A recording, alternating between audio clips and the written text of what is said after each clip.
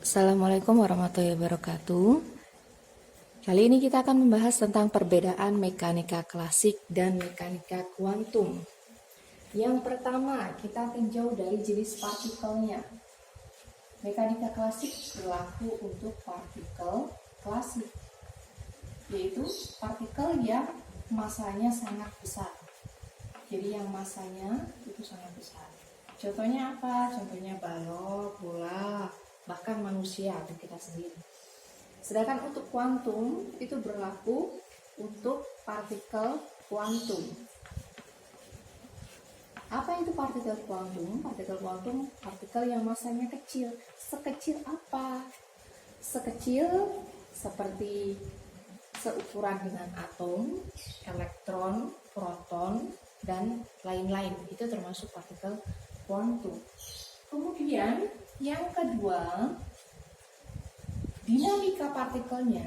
Mereka partikel ini kan bergerak, ya, berinteraksi, beraktivitas, ya, selayaknya kita seperti manusia.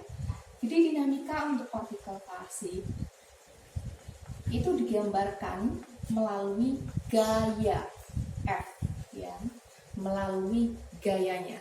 Sedangkan untuk partikel kuantum dinamikanya tidak digambarkan oleh gayanya, tetapi digambarkan oleh potensialnya. Persamaan yang menggambarkan dinamika partikel klasik itu adalah hukum Newton. Masih ingat ya, ada 3 hukum Newton. Hukum Newton yang pertama yaitu sigma F sama dengan 0.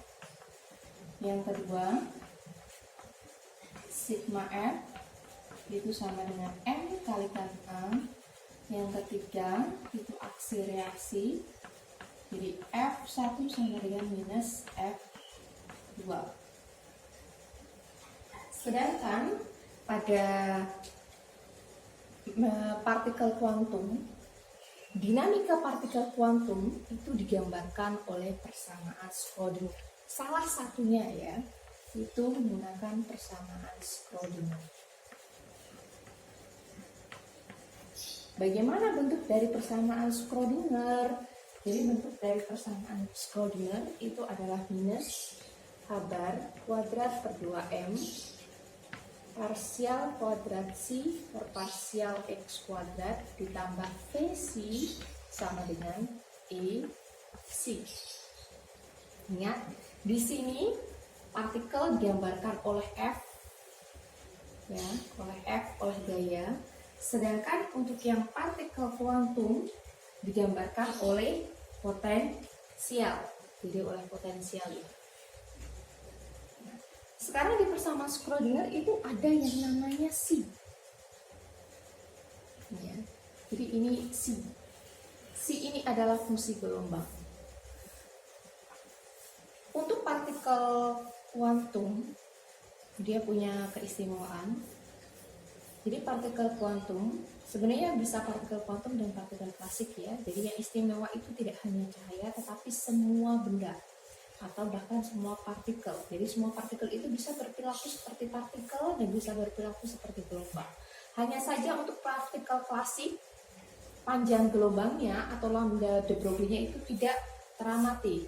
Tapi untuk yang partikel kuantum, lambda de Broglie-nya itu bisa teramati. Artinya apa? Partikel kuantum itu bisa berperilaku seperti gelombang. Makanya di sini persamaan Schrödinger-nya terdapat fungsi gelombang yaitu C. Dan dinamikanya itu tidak lagi menggunakan F tetapi menggunakan V. Kemudian solusi dari hukum Newton, ya, solusi dari hukum Newton itu kita bisa tahu posisi benda, posisi partikel, dan momentum secara pasti.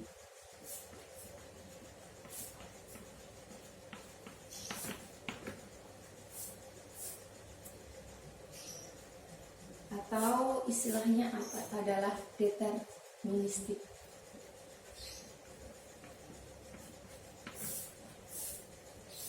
Sedangkan untuk yang mekanika kuantum, solusi dari persamaannya, jadi solusi ya, ini solusi Ini solusinya. Kita bisa dapatkan posisi dan momentum secara pasti. Tapi kalau di sini solusinya kita dapatkan yang namanya fungsi gelombang C. Jadi solusi dari persamaan supraordinat itu apa? Yaitu C. C itu adalah fungsi gelombang. Fungsi gelombang ini dia tidak mempunyai makna fisis.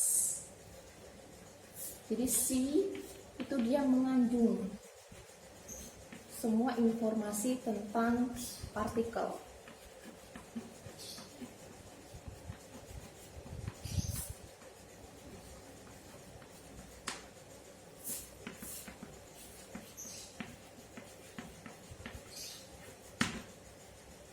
Kalau di sini solusi dari F kita bisa langsung mendapatkan posisi dan momentum secara pasti, tetapi kalau di sini kita dapatkan C. Nah, C ini padahal kan kita sama-sama ingin mencari posisinya.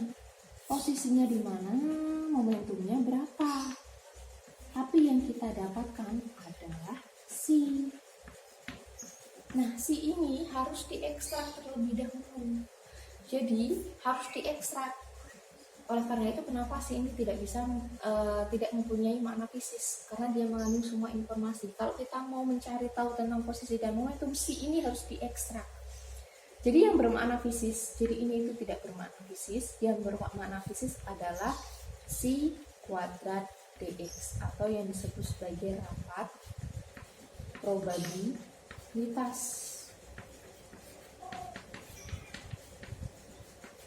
Jadi C tidak bermakna fisis.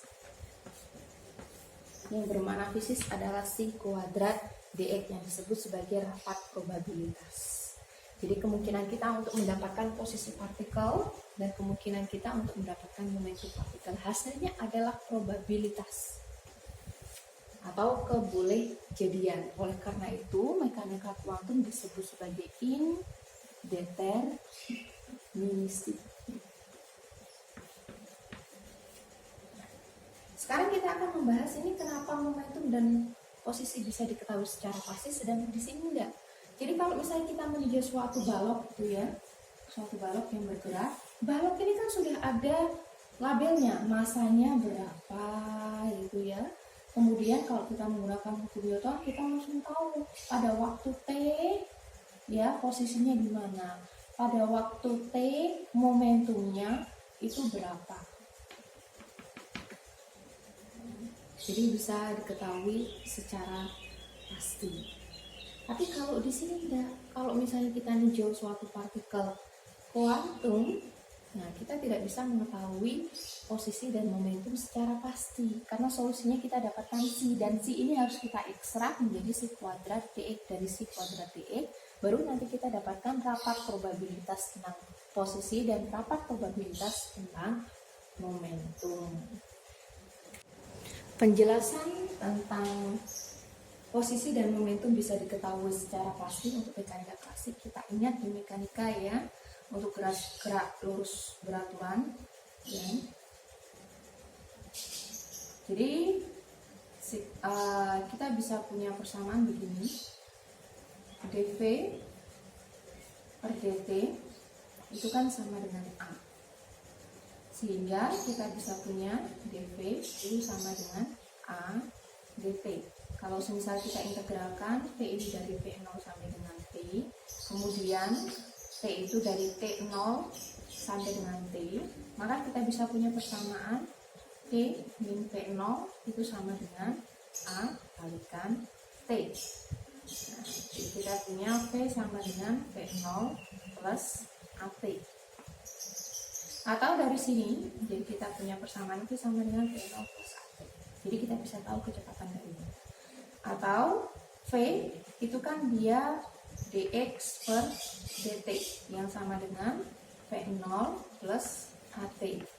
Dx kita integralkan dari x0 sampai dengan x sama dengan ya, V0 plus AT dt diintegralkan dari t sama dengan 0 sampai dengan t. Jadi sehingga di sini kita punya x min x0 sama dengan V0t plus setengah AT kuadrat. Jadi dari hukum Newton nanti kita bisa dapatkan posisi benda ya. Posisi benda, kalau misalnya kita sudah dapatkan posisi benda, kita bisa tahu momentum benda. Jadi P sama dengan M kalikan V. Jadi pada waktu yang sama, T misalnya 1 second, kita bisa langsung tahu posisinya di mana dan momentumnya berapa. Jadi di satu waktu yang sama itu kita bisa mendapatkan posisi dan momentum.